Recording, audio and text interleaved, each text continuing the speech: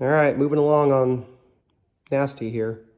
Made some progress. Got the Roger Clark Motorsport turbo kit bolted up. Switched it to the G35 1050 turbo. Their turbo kit is super nice. It's got, everything has been coated with the thermal shielding. We've got a 3.5-inch downpipe that goes all the way back and tapers to 3-inch. Got the wastegate set up down there that plumbs back in. We're going to be using the Turbo Smart electronic wastegate, so pretty excited about that. Got the radium dual injector rails bolted on now. I'm only running the primary 1300s at the moment. The 1050s are just sitting there unplugged. Once we get the custom engine harness in here, that'll all plug in and we'll have dual injection. The purpose for that being better drivability, better fuel atomization versus trying to run one big set of injectors. So we've got that on here now. Corsa Veloce intake manifold is a new change. Still using the Boomba throttle body on there. That's a 75 millimeters, so that should be plenty big. So still using that for the moment. You can see I cobbled together the old intercooler pipes that were going to the full race turbo kit. They're not in there any kind of a secure fashion, but just need to be enough to get to the fabricator who's going to do all new piping for it.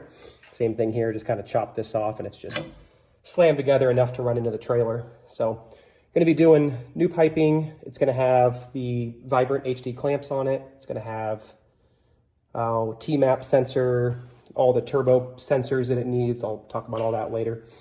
Another change, switched over to the Radium direct mount FPR. Before it was doing something up in here, and it's just to kind of declutter and to make things a bit simpler. I want to try this regulator that they have, which goes right into the rail there. It's kind of nice, almost kind of like an OEM style. So the fuel pressure gauge will go in, fuel pressure sensor will go right there. So I know fuel pressure, I don't have that for now. And then simple return line back, utilizing the stock return line there. Also switched and got the ethanol sensor. Excuse the mess here, it's still lots of wiring and stuff to do, but got the ethanol sensor mounted down there using the Radium split flow setup. So dash 8 feed line comes in, splits some of the fuel through the ethanol sensor and some of it goes around it so it doesn't become a choke point, but you can read the ethanol where you want on the pressure side. So got that in there too. In the, like I said, we return using the factory hard line, just a simple, easy, clean way to do that. In the back, what I've done there is, so we come out of the hard line here and we split into a Y. The reason I'm doing that is the one side of the Y goes over and drives the jet pump, which sucks the fuel from the other side of the saddle here. What I found was if you run it straight back, run all the fuel back into the surge tank, the problem is it sends way too much fuel through that Venturi jet pump and it makes some crazy noises and I'm not sure how effective it is. So dividing the flow and sending some through it and the rest back to the surge tank to keep it full was kind of the play there. And then the spillover from the surge tank comes back and just dumps into the Radium hanger straight into the top of it. And then the in-tank pump lifts and puts it into the surge tank.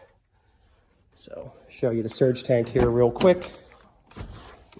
Have changed that up.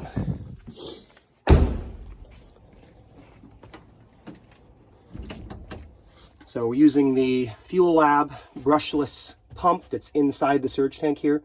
Got the tank, got the in-tank pump that feeds it, and then we've got the any extra fuel goes up and out. This is designed to kind of get the air out.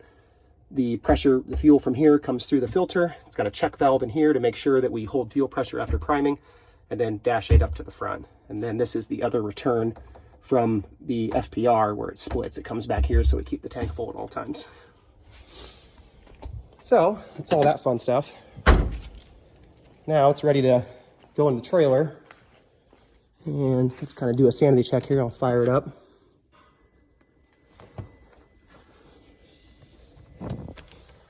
Neutral. Turn fuel pumps on. Ignition on. And here we go.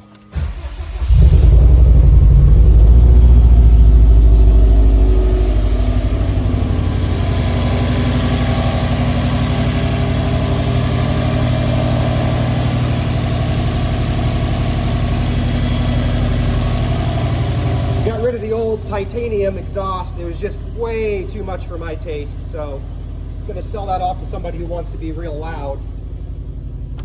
And instead, we got the ETS 3-inch exhaust. Much better tone, much quieter, but the way they designed it with a nice 3-inch that splits at a very well-made Y there, I don't believe this exhaust is going to have any kind of power limitations, but it's not going to sound so ridiculous for driving around. So there we have it. She's back to running. Gonna check all the fluids and everything and then get her in the trailer. So hope you guys enjoy this update.